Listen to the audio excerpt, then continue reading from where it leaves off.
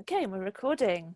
So welcome everybody to this first ODSECS Open Digital Seminar in 18th Century Studies. It's really very exciting to see so many people here from all parts of the world. We've got people registered from all across North America and Europe and the Middle East and as far as India.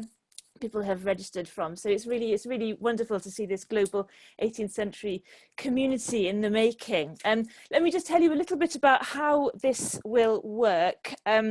Some of you will be very familiar with using Zoom, and for some of you this may be the first time that you have used it, and we're all getting used to these new digital ways of working. So let me just give you a few tips and hints and things that it might be useful for you to know over the next hour or so.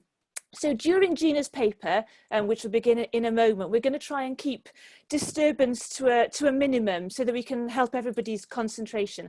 So I'll keep everybody on mute during the paper itself. And you are very welcome to have your camera on or off. I think it's quite nice for some people to be on so that Gina doesn't feel like she's speaking into the void. But if you want to have your camera off, then by all means do that. If you need to get up and move around or leave the room or something like that, then perhaps it would be a good idea to turn your camera off so that it's not distracting for other people. Some of you I know won't be able to stay for the whole session, and that's absolutely fine. Feel free just to leave if you need to, no problem at all. And Gina's also confirmed that she's very happy for us to live tweet through this paper. So if you want to do that, if that helps your concentration, or you kind of like to keep a rolling log of what's going on, by all means do that. After Gina's paper, there'll be a 20 or 30 minute question and answer session. We won't use, there is a hands up tool on Zoom. We won't use that because it doesn't tell us the order in which people put their hands up. So instead we'll use the chat. And if you have a question, if you'd like to ask a question, then you just need to pop the word question in the chat, and we'll be using that as a log of people who want to ask questions at the end. Final point is about security. So some of you will know that there can be a problem with Zoom in that people who don't want to be part of your meeting come in and make disruptions and disturbances. People often refer to that as Zoom bombing. I've done as much as I can with the security settings to make sure that doesn't happen. If it happens, we hope it doesn't happen. If it does, all that will happen is that Gina will pause her talk for a moment. I'll lock the room so that nobody can get in, and then I'll eject the person who's causing disruption. We hope it won't happen, but just for you to know that there is a contingency plan in case that takes place. So that's all that I think I need to say. I'm going to hand over now to Ros Ballaster, who's very kindly agreed to introduce Gina's talk. So over to you, Ros. Thanks, Rebecca. So I'll be just a minute or two to sing Gina's praises. I've been thinking about what constitutes the real and the material in these strange times.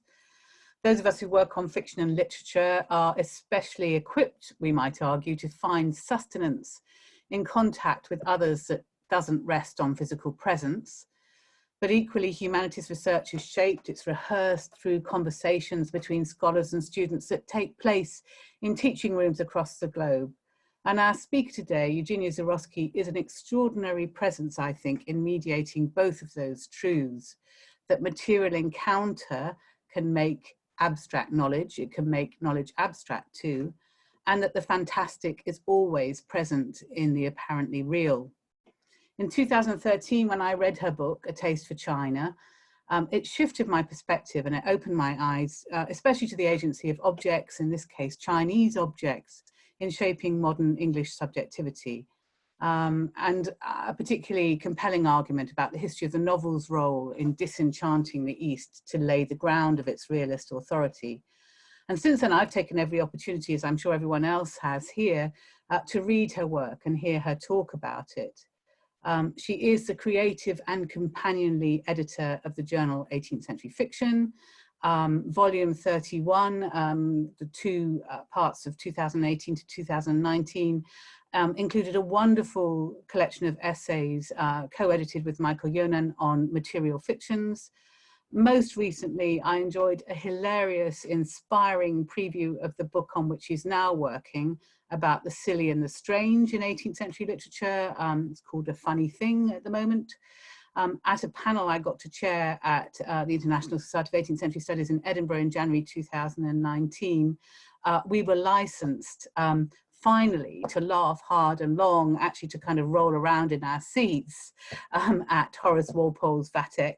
And she also, for those of you who follow Twitter, know that she introduced us to Defoe's Celestial Hedgehog, which has now acquired its own branding.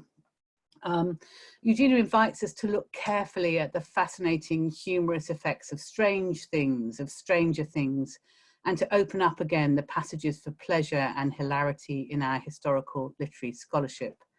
And having written myself, I think perhaps too earnestly sometimes, about Eliza Haywood's 1736 satire come oriental fiction, The Adventures of Eovaai, I'm looking forward to today's talk with great excitement, and I will be chuckling behind my mute button. So I'm honoured to invite the seriously funny Professor Zuroski to give her paper, Haywood's Fascinum. Welcome. Thank you so much.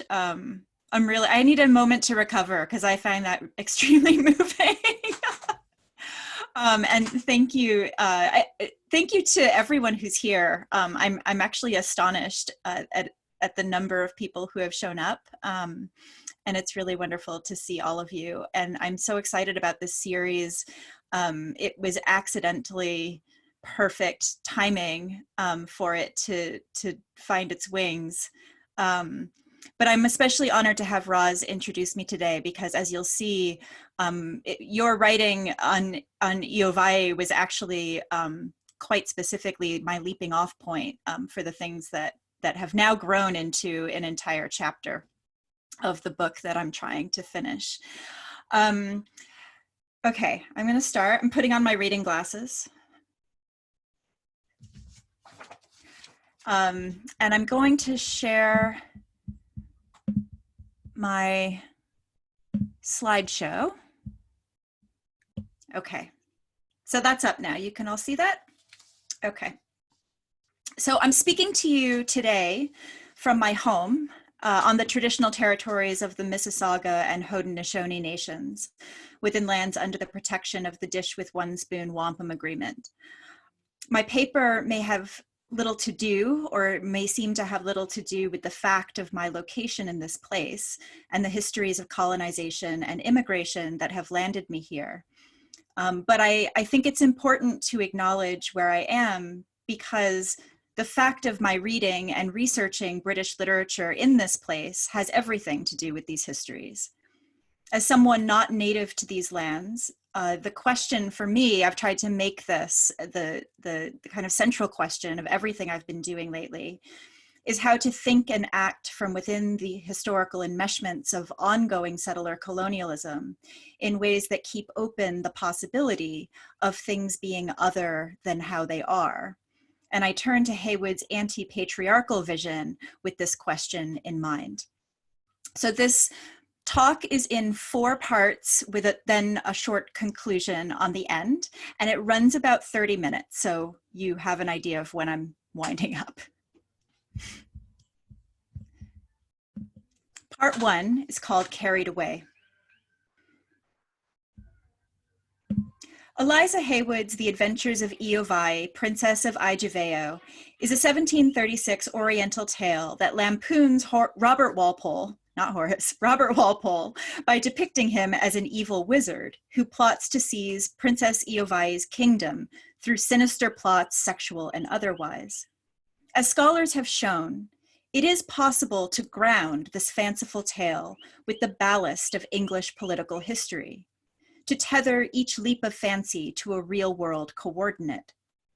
But the text challenges this kind of reading, because in this book, as anyone who has read it knows, things keep getting carried away. I do not just mean that the text loses narrative control of the political satire, though that is one of the effects. I mean that in this story, things and people are recurrently carried off by winged beings. It's quite funny, and deliberately so, a tactic for puncturing the confident progress of exegetical reading with genuinely puzzling or arresting or simply far-fetched narrative turns that suddenly eclipse the question, what does this mean? With the more urgent one, what is going on? Eovaai herself, early in the narrative, models for us the extreme disorientation that small yet unexpected occurrences can provoke. When the family jewel of divine origins, which protects Eovaai physically and metaphysically from, quote, the most malevolent aspects of the stars, slips from her fingers, in that instant, a little bird that, unregarded by her, had been all this while hopping about her feet, snatched it in his beak, and taking wing, immediately bore out of sight the sacred prize.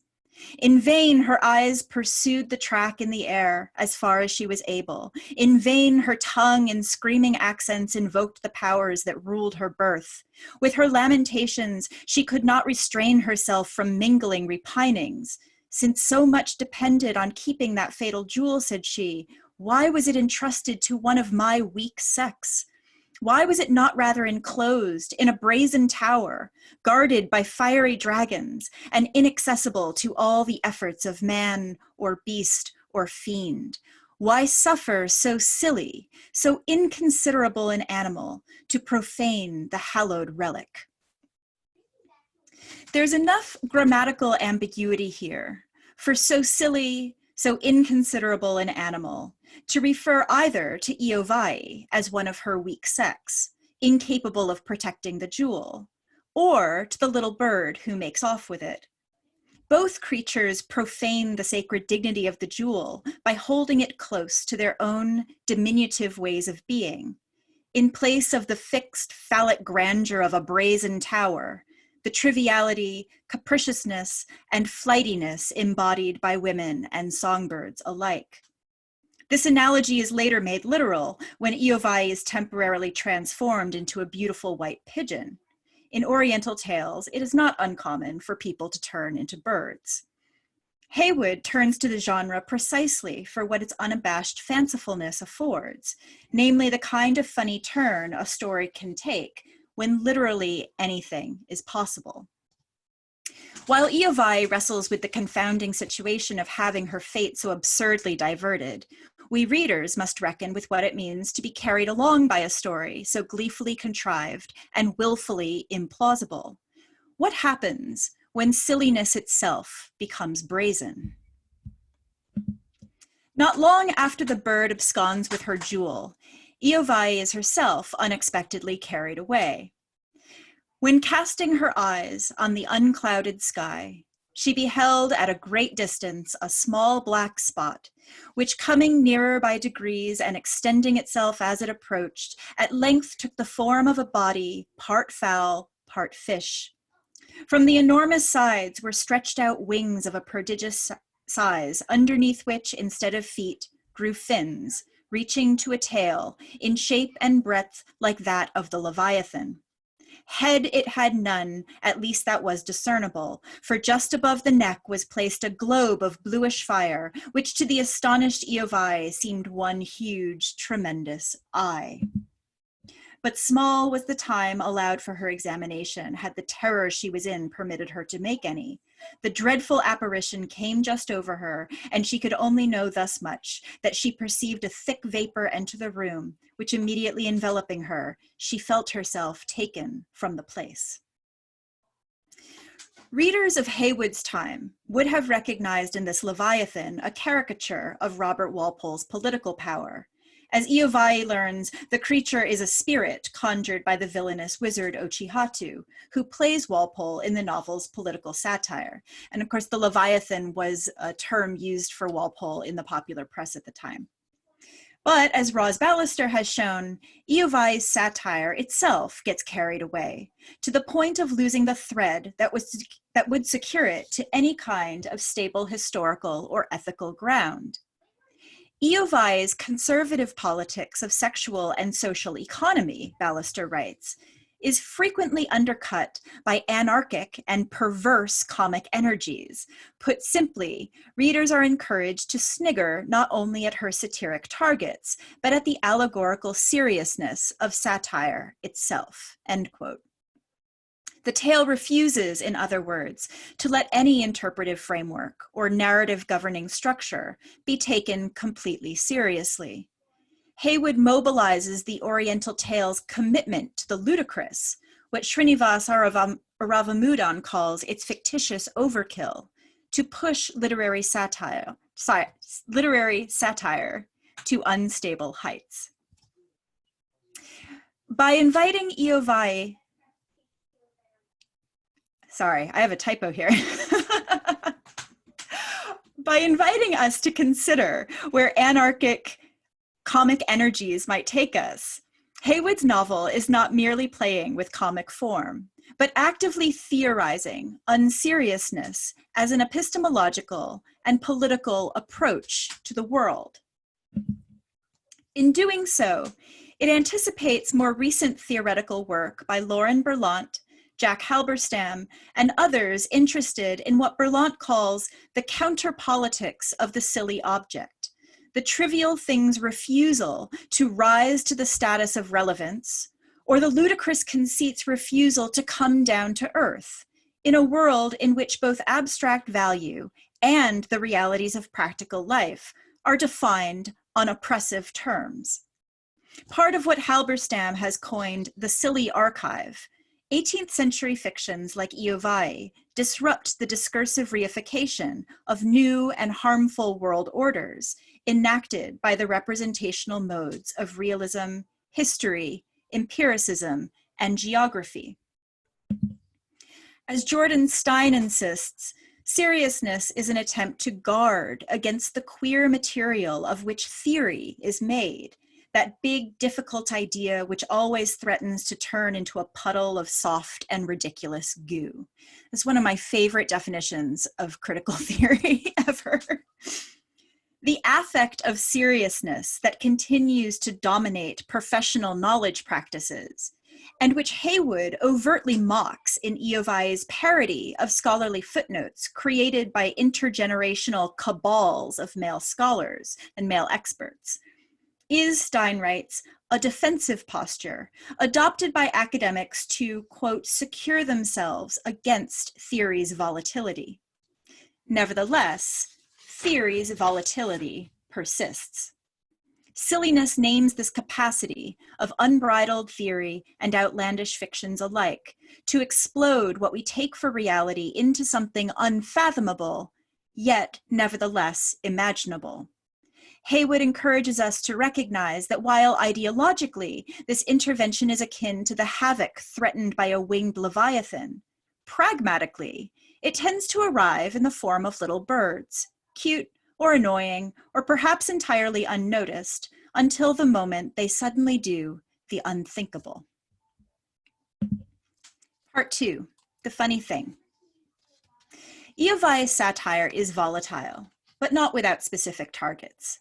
It is aimed at new manifestations of masculine authority asserting themselves in early 18th century Britain, not only the standing government under Walpole, but also the style and structure of emergent forms of historical writing, what 18th century readers called geography, or writing about the unfamiliar world, that staked scholarly knowledge on masculinity, and vice versa. And this is why, I think, when Haywood decides to let Eovaai the character and Eovaai the novel get truly carried away, she does so via an elaborate penis joke. Head it had none, at least that was discernible, for just above the neck was placed a globe of bluish fire, which to the astonished Eovaai seemed one huge, tremendous eye.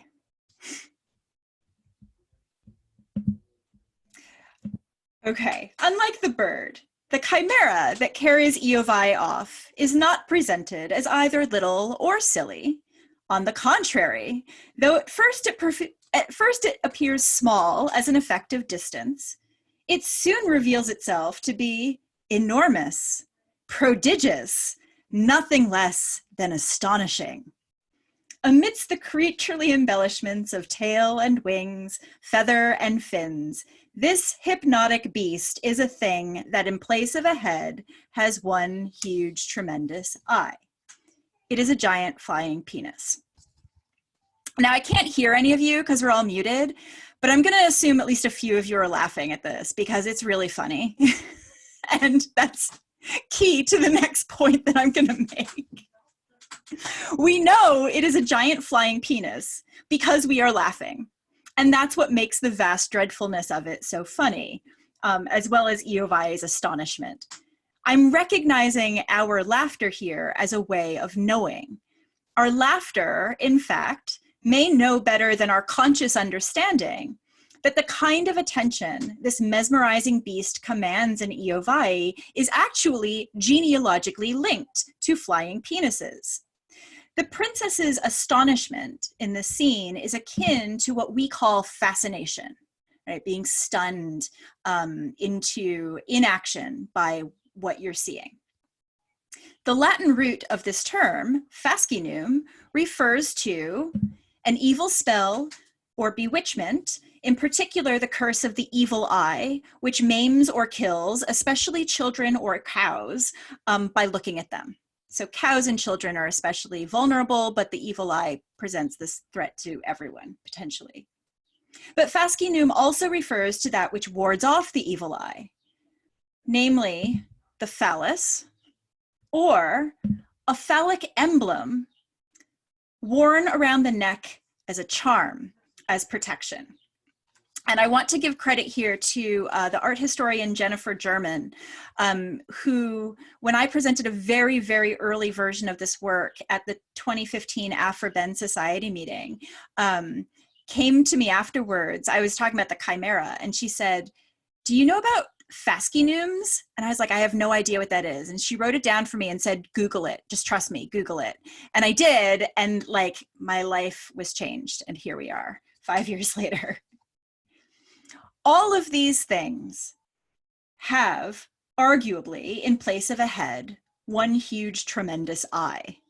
And the myth of the evil eye, countered by the fascinum, pits one of these eyes against the other, establishing a kind of phallic feedback loop in which competing subjects engage in a battle of gazes, trying to stave off their own objectification, right, the maiming or killing of their subjectivity, by being more violently fascinating than the other.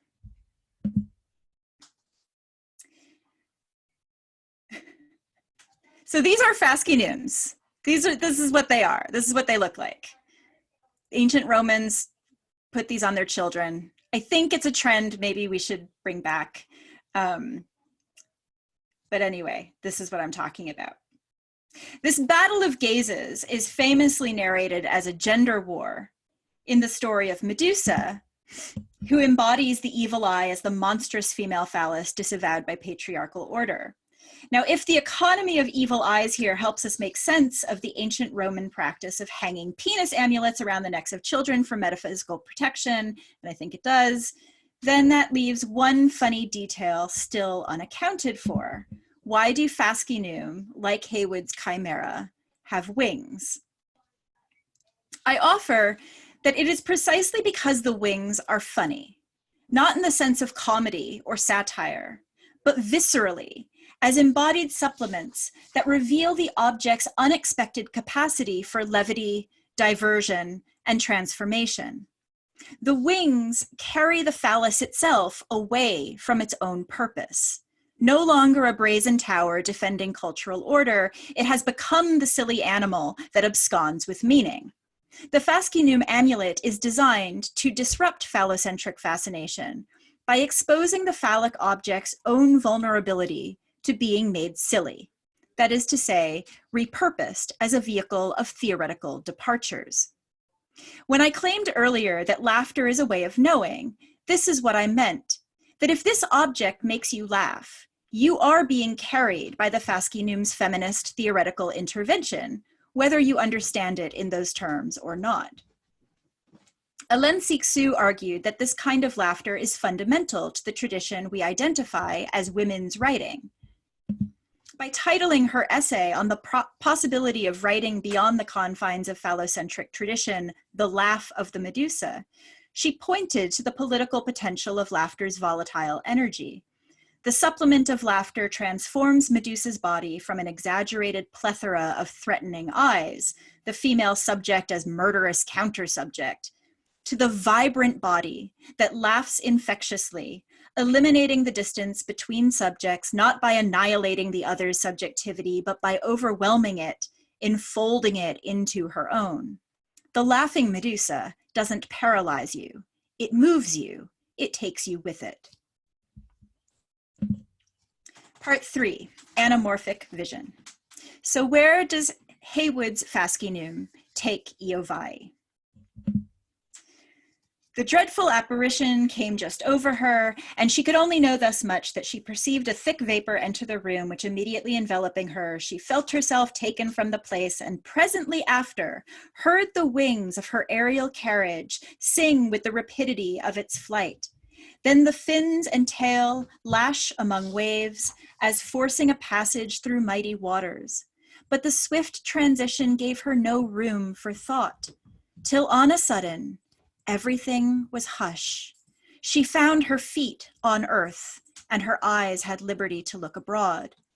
She turned herself about in search of the machine in which she had been conveyed, but the hideous phantom vanished in the instant she was set down, nor could she perceive the least traces of her journey any more than form any conjecture into what part of the world she had been thus miraculously transported.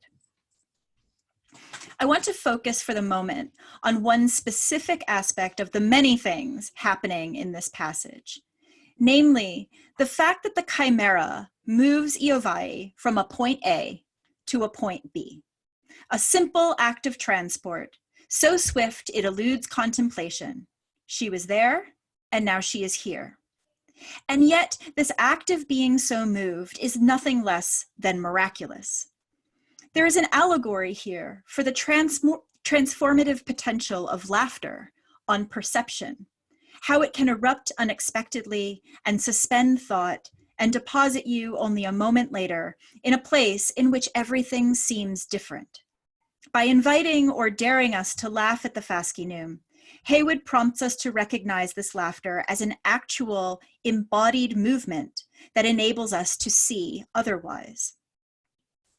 By the time Haywood was writing this, early modern painters had been experimenting for 2 centuries with how perception is affected by how the subject moves around, most dramatically through the device of anamorphosis, a mode of distorting images so that in order to become recognizable as objects, they must be seen from an oblique angle, compelling the viewer to physically move themselves in relation to the painting. Jacques Lacan, in his seminars on the gaze, turned to the famous example in Holbein's The Ambassadors to consider how this particular way of looking toys with phallocentric modes of perception.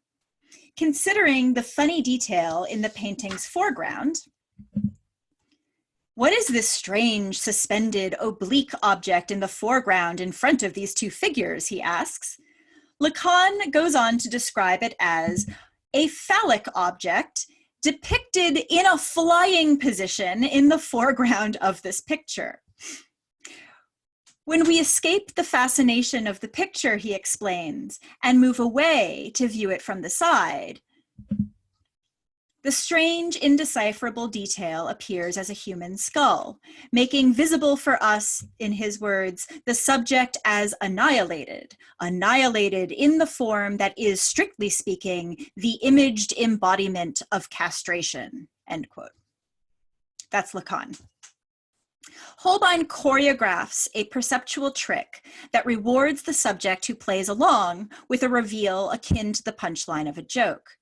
But crucially, as Stephen Greenblatt observes, Holbein's anamorphosis, like the other imperialist arts of mapping and measurement depicted in the painting, is, quote, the elegant play of distinguished and serious men, not conceived as an escape from the serious, but as a mode of civility, end quote.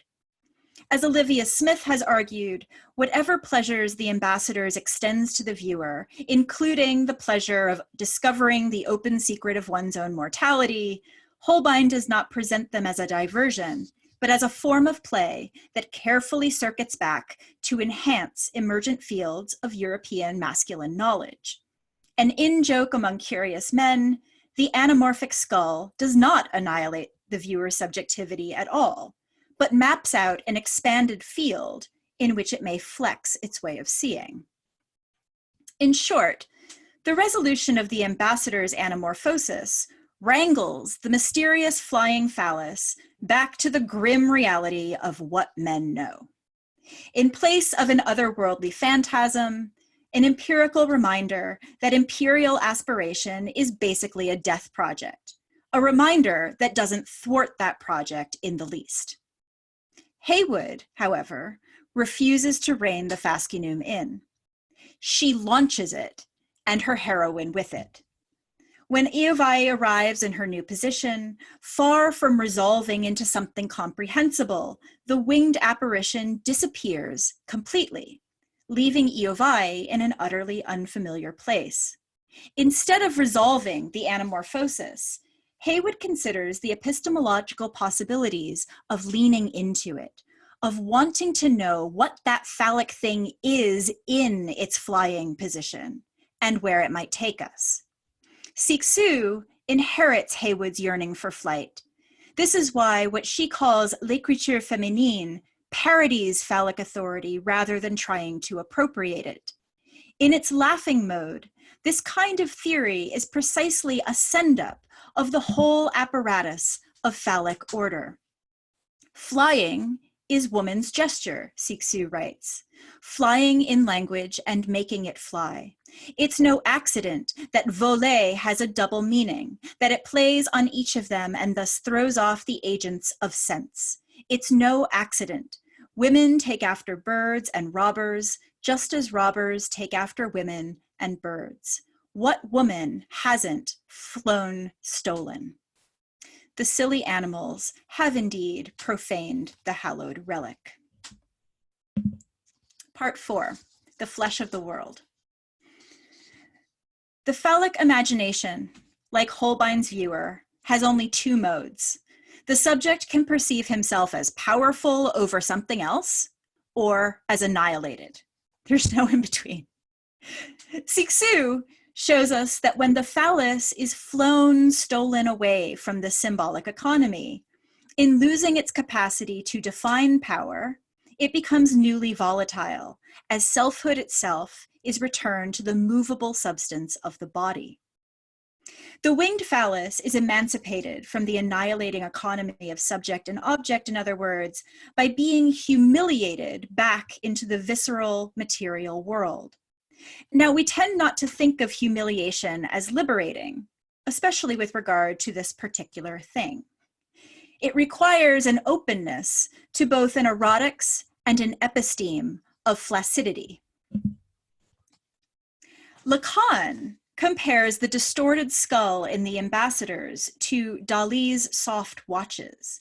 And Dali, writing about anamorphosis himself, considered how its distortions allowed the finest articulations of crustaceans and armor to take on the vague, dubious, and amoeboid contours of the most deliquescent medusas and soft watches. Just to drive the point home, as the psychoanalytic critics have already done, Alan S. Weiss, discussing these lines from Dali, emphasizes for us that the anamorphic forms of the Medusa and Dali's watches are both detumescent phallic objects. So we all know what we're talking about here. Lacan, for his part, is reminded by anamorphosis of, quote, the effect of an erection, and instructs us to imagine a tattoo traced on the sexual organ ad hoc in the state of repose, and assuming its, if I may say so, developed form in another state. You may say so, Lacan, you may.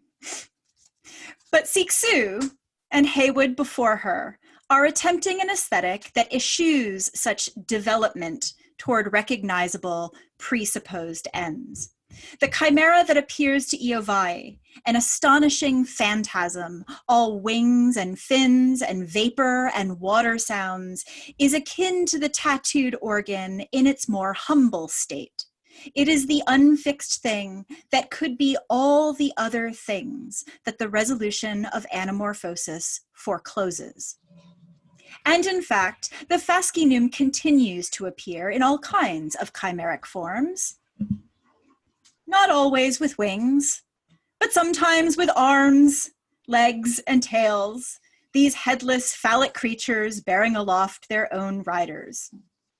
And just so everyone knows what you're looking at here, these are actual like medieval badges dug out of the ground in Europe. If anyone has specific like knowledge about this period or these objects, I would love to talk to you because I'm not an expert in them.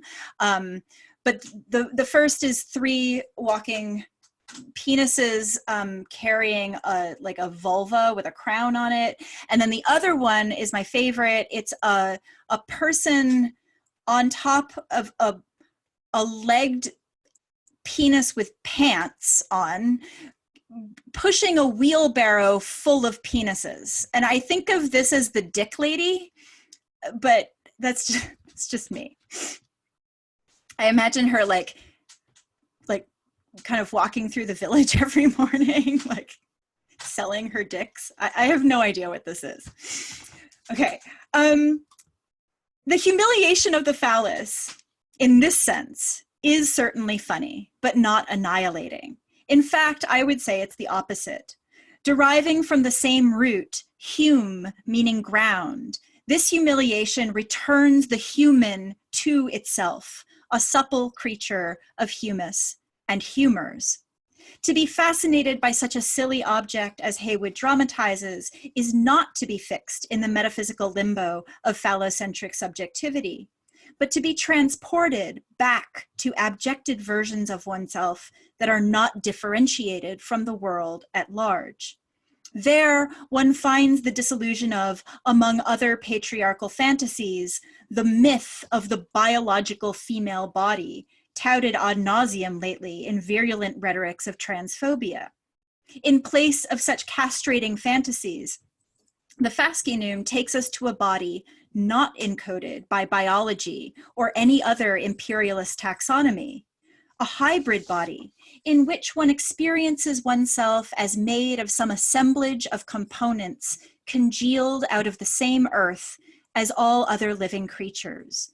The soaring body of scales and tails and missing heads and blue fire, of sovereign vulvas and dicks by the bushel. In short, the human body as made of the same order of queer material as theory or fiction, with its own volatility, its own potential for epistemological volition. Haywood imagines the vibrancy of this world in the figure of the shape-shifting Leviathan that calls for and envelops Eovaai. This moment of overtaking and aerial transport presents Eovaai at her most vulnerable. After all, she, like the jewel before her, is being abducted by an adversary, right? This is part of Uchihatu's evil plan. But if we suspend Uchihatu's plot against her for the moment and resist insisting, like Lacan, that the function of the fascinum is to assume its developed form, which points straight to the agency and pleasure of the phallic subject of political history, we might perceive a counterpolitics emerging in the relation between Eovaai and the apparition itself. In this moment, it's just her and the fascinating thing. Despite Uchihatu's designs, this thing does not ultimately serve as a vehicle for her ruin, but it does initiate her into the state of being raised in body and subsequently left alone to think from where she has landed. Enveloped by the apparition's vapor, Eovaai felt herself taken from the place. The swift transition gave her no room for thought, till on a sudden, everything was hush. She found her feet on earth, and her eyes had liberty to look abroad. Eovaai's transport and landing activates a more expansive gaze that allows the embodied person, by perceiving itself, to perceive everything else. Only by an implausible flight of fancy does she become grounded in a position that affords her this liberty to look abroad. From feet to eyes, Eovaai's flesh has been reconstituted on this particular patch of earth as what Maurice Merleau-Ponty calls a seer. And what might she see from this place? Okay, I have quick conclusion. Grow wings, do crimes. It takes an immense amount of courage to risk not being taken seriously in academic settings. But I am arguing that this is precisely the risk we need to take if we want our work to find the political momentum we believe it capable of. We who have been professionalized in order to make our scholarly work reproduce institutional value, even as those institutions continue to extract that work on the dehumanizing terms of contingent contracts, overproduction, and competitive prestige. And particularly those of us who have, even as we've worked hard, and we all have here, also benefited from forms of racialized, economic, gendered, and other material forms of imperialist privilege. We must learn to go gloriously, anamorphically flaccid if we are to make ourselves useful to the urgent liberation projects of, in Christina Sharp's words, becoming undisciplined. We must learn to speak in tongues that distort the killing conceptual logics of colonial patriarchal power. We must learn to listen differently and to be intelligible to one another, first and foremost, even when it sounds silly to the corrupt wizards so desperate to be in charge. Haywood's fascinum moves us in this direction. Laughter is not itself freedom. It doesn't in and of itself reconfigure material or symbolic economies. But it is a crucial aspect of embodied syntax that can indicate our readiness to be stolen away from oppressive grammars, to be reoriented into unforeseen kinships with others, to find unscripted pleasure in overscripted conditions, to make and be given to differently meaningful movements. When our attention is taken by something funny, the substance of our selfhood is signaling its readiness for something else.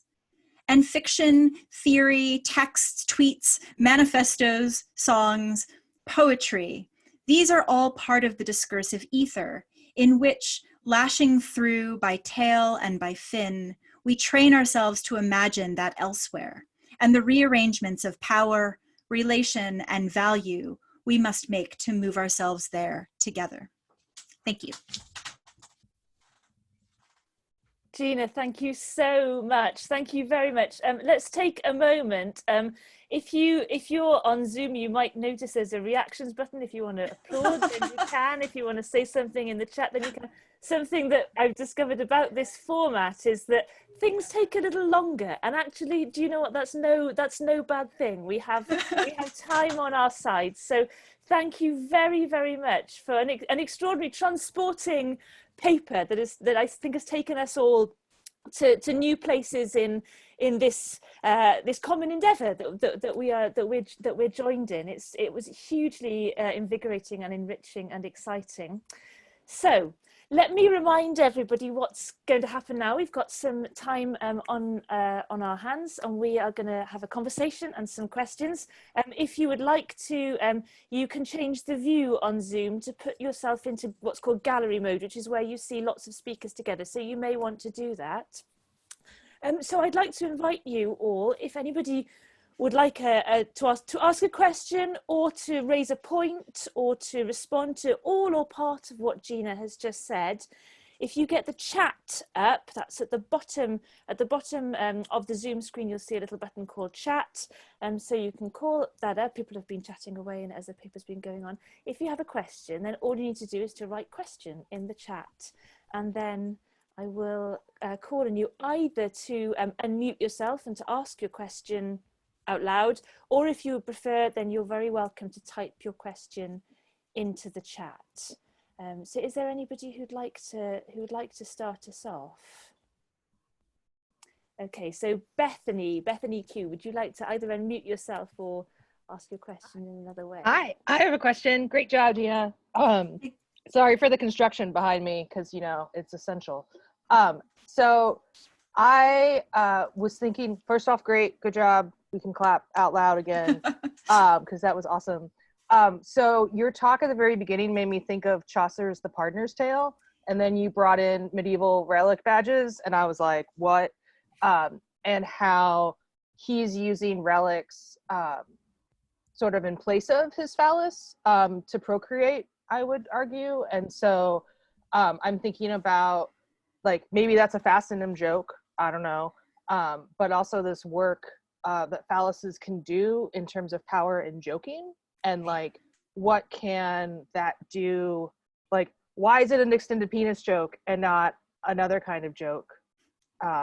Like, and you pointed to that, but I wondered if you could maybe play more with that. Yeah, that's a great question. And I have to say that when those medieval badges kind of turned up in my research, I took a lot of screen caps of them and I tried to read up on them. I read some articles like on the anthropology of them, right? Like on the archaeological digs. But I haven't been able to find anything along the lines of like a theoretical reading, right? Like a reading that situates them in the thinking or the ethos or the sense of humor of the time. But I'm not a medievalist. So if anyone out there actually who is a medievalist and is more familiar would like to continue this conversation with me, I think it would be extremely helpful to help me think through that. And it's been a long time since I read Chaucer, but to your question about the role of the emblems and the joke, I mean, that's kind of the question I'm still working on. But what I'm trying to think about, I think that in order to get whatever these images, like these fascinum images are presenting to us, we in the 20th and 21st centuries, we need to really unlearn or unthink or somehow put away all of this psychoanalytic baggage that we have inherited from our own ideological moment, whether we buy psychoanalysis or not.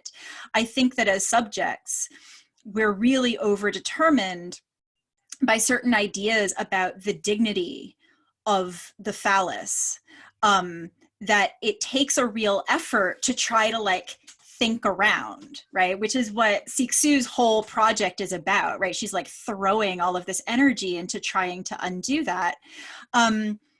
And I think that these badges and these the charms, I think that they're presenting themselves to a very different kind of subject that doesn't necessarily encounter phallic imagery with the same default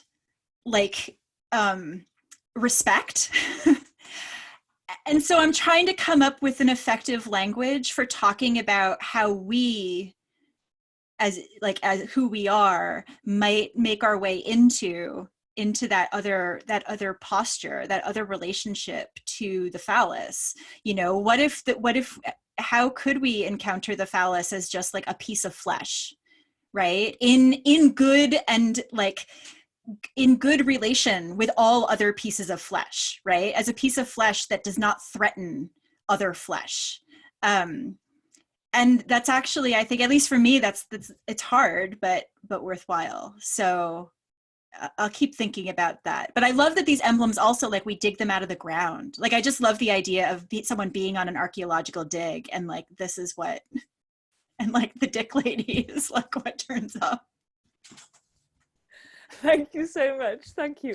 Sal Nicolazzo, do you want to unmute yourself or type a question into the chat?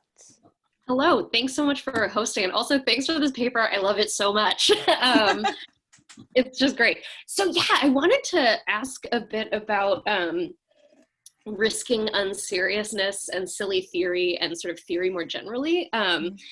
I've been doing some work on sort of the history of 18th century studies, and so of course the thing that periodically crops up over the past few decades is 18th century studies supposed resistance to theory, right? This comes up all the time, and so I was wondering, is there something you see that's really specific to 18th century studies that either has rendered it sort of resistant to some of the kinds of unseriousness you're thinking of, and if you see that resonating with like the fact that, you know, frankly, a lot of the stuff that we study, even stuff that sort of was regarded as serious in the 18th century, I'm thinking of like Georgic poetry, reads as really ridiculous to contemporary readers. So yeah, it's mostly, this is a question about unseriousness, seriousness theory, 18th century studies. Yeah, thank you so much for that question, Sal, which touches on, I think, several of the things that are at the core of this like long and drawn out project I've been trying to do. So I'm going to try to address at least two of those. I hope I don't forget what they are. The first is about 18th century literature specifically, and how I think it lends itself to this kind of thinking or reading, like silly readings. And that's to say that one of the inspirations for this project was the experience of teaching 18th century fiction and poetry, but more so fiction, I think, to students, which was always a challenge because almost every time I taught this to undergraduates in particular, although often with graduate students as well, I was teaching 18th century literature to students who had zero experience of it, right? Many of them did not take the course by choice. Like many of you, I have, like every semester, I've gotten at least one comment on an eval that was like, I thought this class was going to be super boring when I signed up for it, and I was delighted to discover that it wasn't entirely boring, right? And what I was finding was that 18th century fiction was very challenging. It's a challenging read. It's hard for students to kind of acclimate to the language on the page at first, but it's also full of things that strike them as really like engagingly absurd or ridiculous, right? And a text like Eovaai is just like that, right? When you're reading this with students and you get to like the chimera or like the, you know, people turning into monkey, like the woman, this very moving, right? Really horrible, very moving tale of a Tamodul who has been transformed into a monkey tied to Ochi-Hatu's bed. But just the fact that there's like a monkey lady, you know, switching scene and a really kind of moving scene of she and Eovaai studying together and like practicing their, you know, magical arts. Moments like that, students and I too wouldn't get, but would be fascinated by, right? And so I think that there is something about the particular quality of 18th century fiction.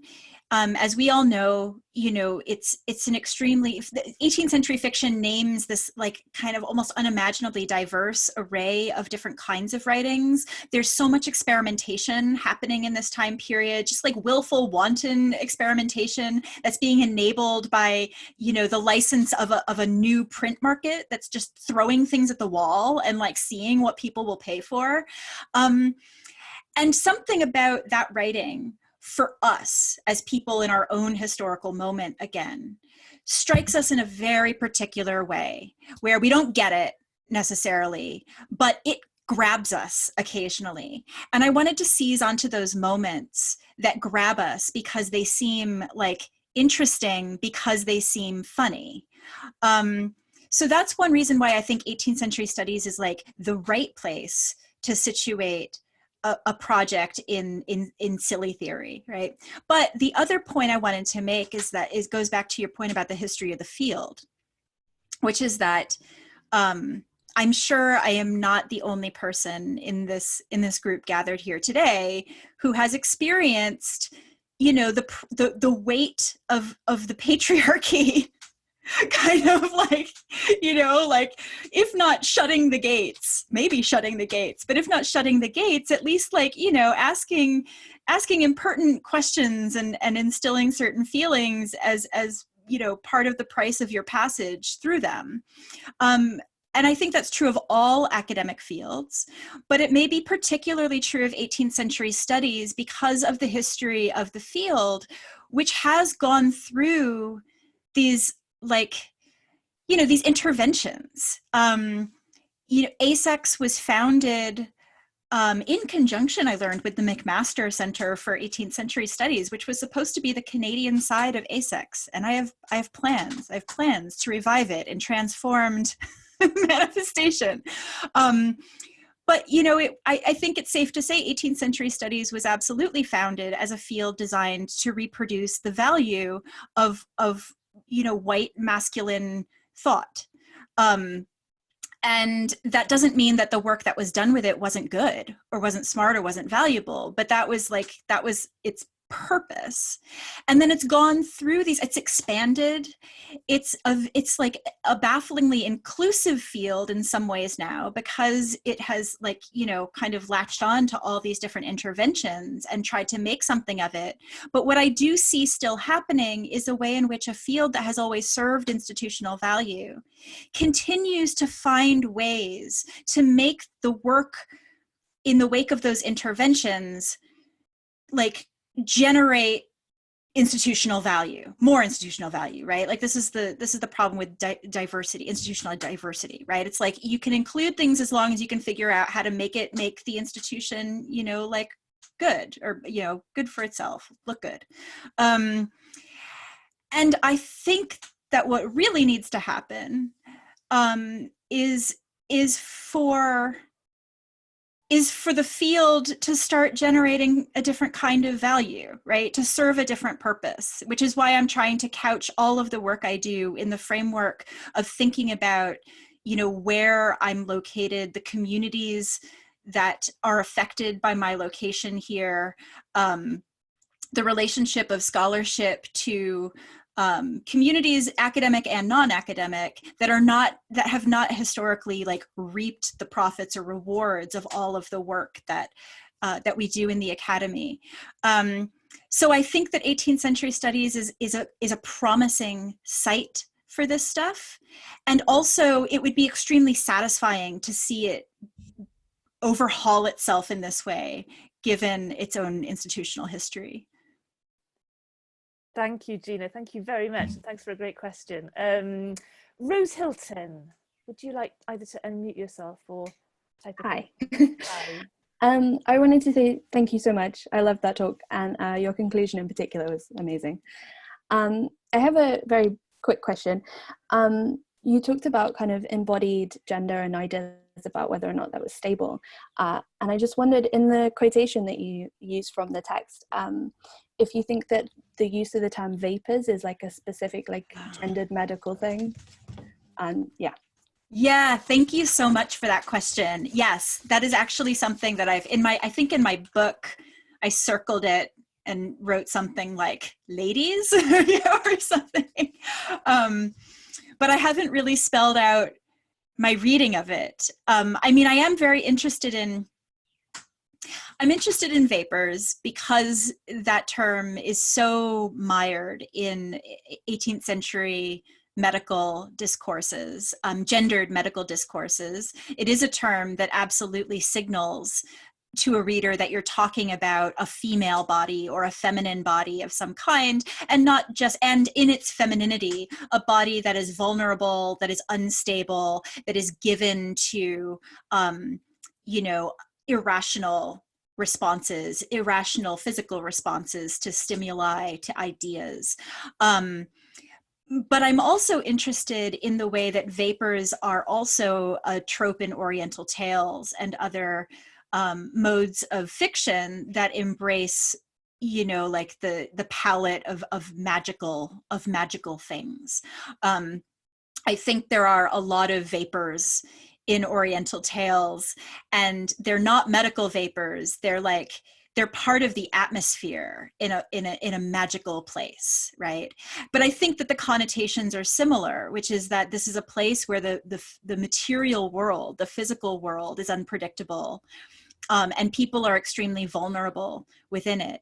So I guess my answer to your question is that I want to think more about this term as part of what I want to say about vulnerability, and the importance of vulnerability in the vision that I'm attributing to Haywood. Because it's important to point out, I'm focusing on laughter, moments of laughter and funniness, specifically because it's a moment of deep vulnerability that is not frightening ultimately, right? That where the affect overall, especially after the fact, right, is one of relief and joy rather than fear, right? Of course, in the moment, there's a real fine line between the frightful and the funny, which is what Horace Walpole is playing with in his Gothic work. But so I'm trying to think about the ways that vulnerability can be good for us, right? And can deposit us somewhere safe, or if not safe, enriching in some way.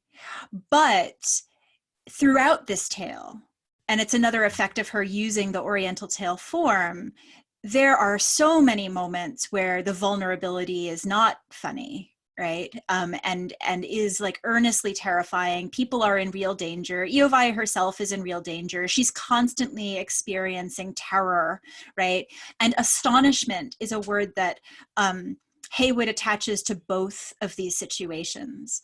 So I think the idea of vapors and bodies made of vapors, the question for me is what are the risks that a body made of vapors is taking, and what is it capable of? Great, thank you. Gina, we are an hour after we started. Are you okay for time? I'm totally okay for time. If people want to stay. If people do need to go, then by all means, please do. But this is such a wonderful conversation. I don't want to cut it short unnecessarily. So let's take another question. Rebecca Barr. Is this working? Oh, can you hear me? Perfectly. Yes. Okay, thank you. I don't know if you can see me. Oh, you can.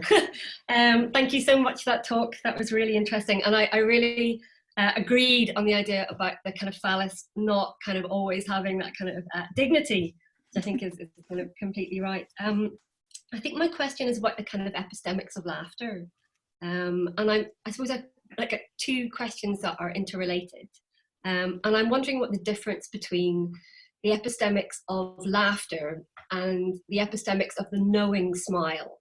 And the reason I ask about this is because I'm kind of wondering first whether you think contemporary audiences laughed at this point, whether they went, "Waha, this is very funny," or whether they kind of, did a rereading and went, oh my God, right. Like, I know what that is. Finally. But also this kind of, I'm really interested in your idea of kind of pedagogy. And I'm thinking about the kind of risks of laughter in pedagogy. And I think we've all been to those academic talks where there's a lot of that kind of performative laughter, right? Where people kind of signal how much they know about, whoever it is with that kind of guffaw. I'm thinking of a very male guffaw, kind of performative thing. And I'm kind of, that kind of vulnerability about laughing and not laughing, about in humor, in these works, and how you kind of work with getting the joke, opening people up to the joke without excluding in that moment of laughter. So I suppose it's, the two questions are, do you think they laughed back then? And how can we let ourselves laugh and maybe not laugh, but make room for laughter? Right. Does that make sense? Absolutely. It's a fantastic question. Like really, a really wonderful question. Okay.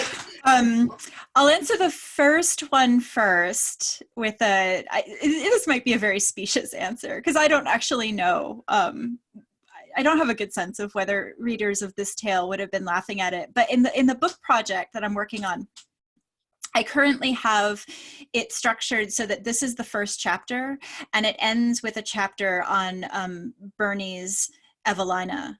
And I think that like the arc that I've imagined is that this is the tale that really holds out laughter, right, to its audience, that invites laughter overtly as kind of like the correct response. Whereas Evelina is very anxious about the social dynamics of laughter and fits into an economy that has developed over the course of the 18th century in writings by men about women's conduct, right, especially in public, that train women not to laugh unexpectedly or out of control, but instead to cultivate the knowing smile, right? So there's this kind of like contained femininity in the knowing smile that indicates your intelligence, like your social intelligence, in a way that doesn't expose you or embody you too much, right, within the social scene. So I've always thought of Haywood's work as like the laughing text, and I like to imagine that her readers, at least some of them, were laughing with her on it. But the question about the power dynamics of laughter is a really crucial one, because of course laughter too has, those of us who study 18th century literature, like the power dynamics of satire are completely different in some ways than what I'm trying to draw out of Haywood here. And that's been a little bit difficult because, and this is why Ros's work has been so important for me. Like, I felt like she kind of gave me permission to pursue this idea. I don't want to say that Haywood's not a satirist. Like, I think she's absolutely a satirist. I think she's really good at the masculine idioms of satire.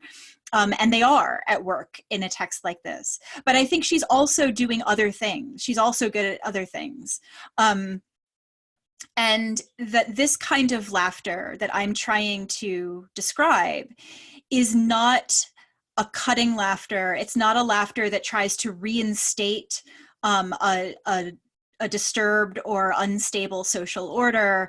It's one that tries to like fuck shit up a little bit, right? That like sees a moment of like cultural vulnerability and like gets in there and sees what happens when you help the disorder along a little bit. And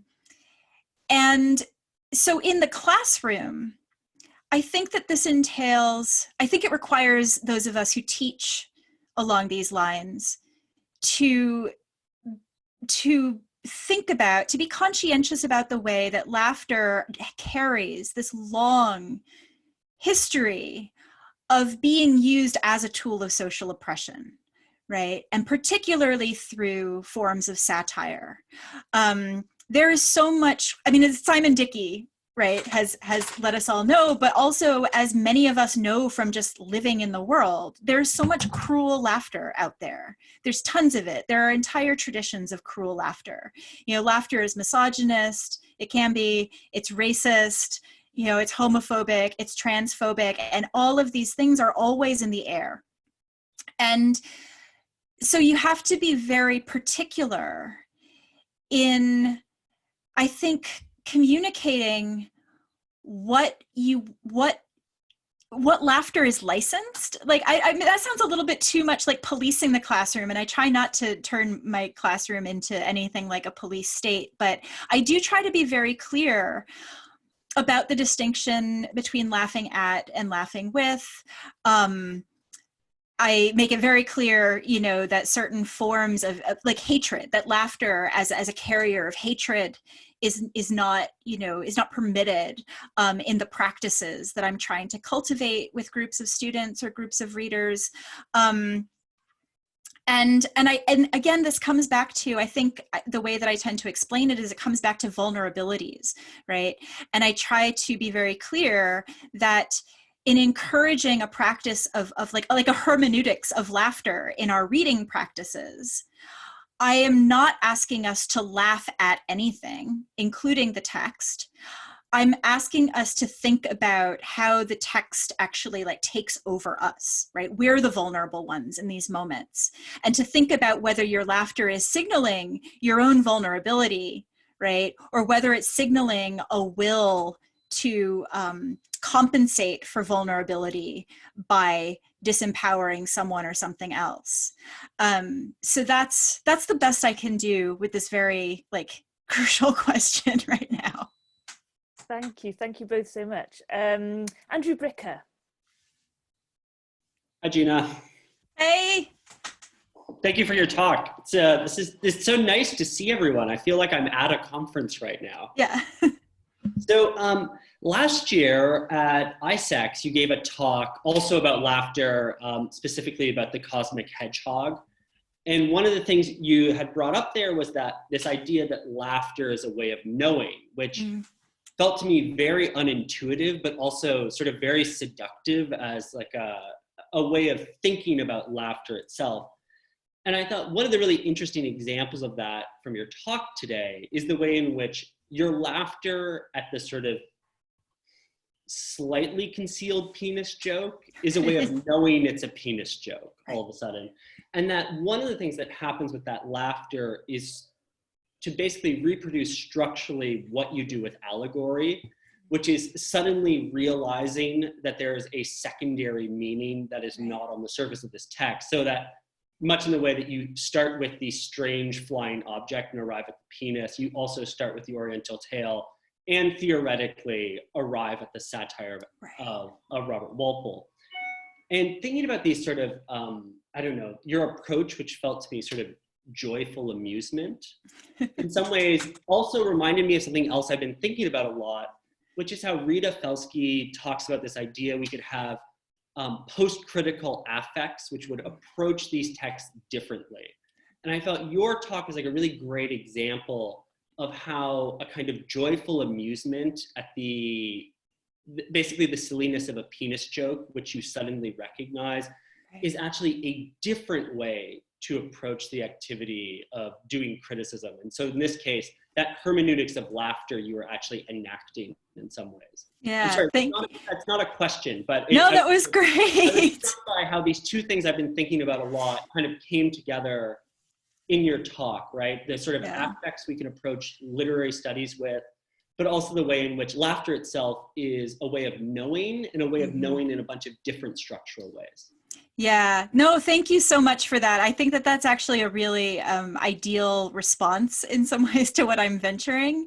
And I love the idea of being a coach in joy, which I aspire to. As anyone, I don't know if anyone here has ever sung karaoke with me in Hamilton, Ontario at my set. Oh yeah, sadly it's closed now, but my favorite karaoke joint was this really seedy little like booth place on King Street right downtown, and it was called King Karaoke, and they had on their window just the words "together and joy," and like that's been my motto for a long time, and I try to like bring it everywhere. So I love that it's coming through in my scholarly work as well.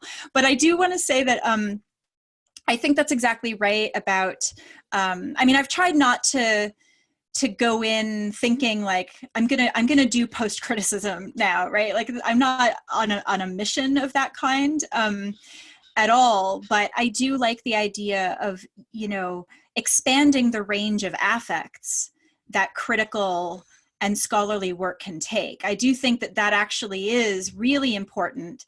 And the thing that I hope comes across in the way that I'm approaching it is that you know, I know that some people doing that kind of work get accused, you know, perhaps unfairly, I think, in most cases, of retreating into a body of literary criticism that wants to insulate itself from politics, you know, from history, from the broader kind of urgent concerns that fields like, you know, post-colonial and anti-colonial studies, critical race studies, feminist studies, and queer studies have been, you know, trying to keep momentum on.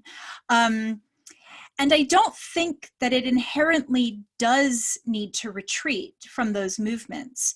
I actually, which is why I brought myself to the conclusion that I gave today, which is that I think if we're going to do the work of cultivating different affects in our scholarship, it's important to think about what those affects enable us to change, right? Enable us to do in the profession itself, in the relationships that constitute what we call the profession or what we call the academy.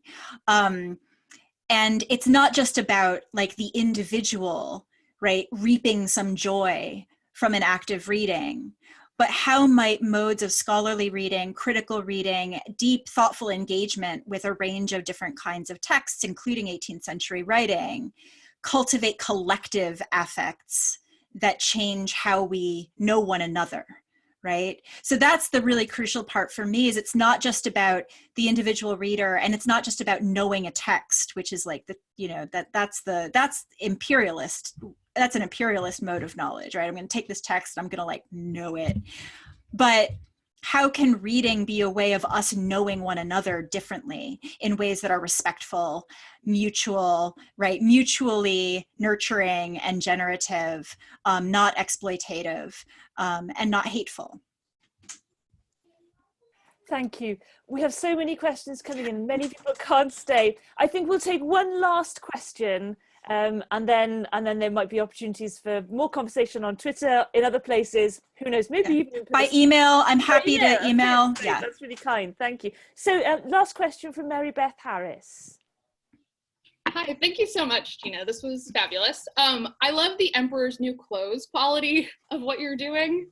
And so I was really struck by the penis joke text that you pulled in your part 2 section on funny things, where you describe it, it's described as a globe, it's described as an eye, and how that very much sort of encompasses the perspective of these sort of traditional forms of knowledge, which are global and seeing. And I'm wondering if you could talk more about how important it is to see that mission of being global and seeing as sort of laughable, right? What the stakes of that are. And I think this sort of dovetails off of a lot of what you were just saying. Yeah, absolutely. So I don't know if it was you or someone else. I couldn't keep up with the chat while I was talking, but somebody else posed a question about the telescope. Who was that? Was it Ros? Yeah, the telescope in Eovaai, where at one point, and this again is like a kind of recurrent trope in English and French, I imagine, Oriental tales, right? This idea of a telescope that lets you see the truth, right? So when you look through it, you know, you have access to, you know, the truth of something. And in this case, Eovaai looks through it and sees that Ochi-Hatu is not like this like handsome dude, but is in fact like this horrible, disgusting, like decrepit creature. Or he's small, he's like little, right? he's flaccid. But it also reveals that the world itself is a series of illusions, right? That you need a technology in order to, you know, in order to see the truth of what's around you. And the telescope, of course, is also famously a phallic technology. Emily West has written really brilliantly about this in Afra Ben. And I gave a longer version of this talk recently at BWWC, the British Women Writers Conference. And I was very fortunate the day before I gave the talk to hear a paper by Megan Cole, which was about the telescope scene in Eovaai. So this is my long-winded way of saying, like, other people have written really beautifully about the way that Haywood, among other women writers, is absolutely lampooning in some ways the hubris of these emergent masculine, technologies of knowing, and the idea that they somehow afford, you know, the objective truth, right, to the people who use them. And of course, telescopes were absolutely like one of the objects that the British were shipping over to China to try to impress the emperor, right? Like, look, we made this telescope. And they were like, cool, like we know about stuff too. So there is a lot, there's a lot riding. There's a lot of British masculine pride riding on global recognition of these very local, you know, scientific accomplishments. Tita Chico's here, and she also, unless she's left, and she also, yeah, has written, you know, about this. But I do want to point out, and this is something that Megan addressed in her paper, that in the same way that Haywood is also using satire, right? She's not just undermining satire, she's also doing it like a traditional kind, participating in it. In Eovaai, she doesn't humiliate the telescope out of existence at all. In fact, it's really instrumental for Eovaai to be able to look through it, to be able to recognize the truth of what is happening. And so Megan did a reading of it as like an appropriated tool of feminist awakening, right? once she seizes control of that telescope and looks through it, she actually is able to see what's happening to her in a way that allows her to kind of direct herself, direct herself toward liberation. And that's something I want to think about as well, because I think that those moments when writers like Haywood are actually effectively appropriating masculinist or patriarchal tools or discursive devices in the name of a kind of feminist intervention, those are the moments when I think it's important for us to think as intersectionally as possible about how that positions the kind of feminism that comes out of those moments in relation to the broader global projects that are happening, right? If we accept the telescope as something that can liberate a princess or a white English woman, right? And empower her in a world that is governed by white European men, then how does that condition those forms of empowerment in relation to the expansion of empire, the mapping of the globe, and encounters with other cultures and other peoples? Gina, you have been so generous in your thoughts, in your responses to questions, in your paper, in everything. We are heartily grateful for everything you've given us this afternoon. We would all like to thank you with a round of applause. So whatever you want to do to, we could just do it like this. I think is the best way to do it. Thank you so much. Thank you all so much. This was wonderful, really fun. It was absolutely wonderful. The next seminar in this series is in about a month's time, and Nick Seeger, who's here, do you want to give us a wave, Nick? I can see you down the bottom of my screen, is going to be speaking to us about the reception of Defoe's fiction. And after that, Freya Gowley, do you want to give us a wave, Freya? Is going to be speaking to us about portraiture and Anna Seward and gift exchange and all sorts of wonderful things. So do head over to the ODSECS website and book your place at that if you would like to. Gina, all we can do is thank you, and we'll keep thinking and we'll keep talking. And one of the wonderful things about the way we do this now is that the conversation can continue in many different forms. So look forward to carrying it on with you all. Absolutely. Thank you all so much. Get in touch. I'm on Twitter and I have email.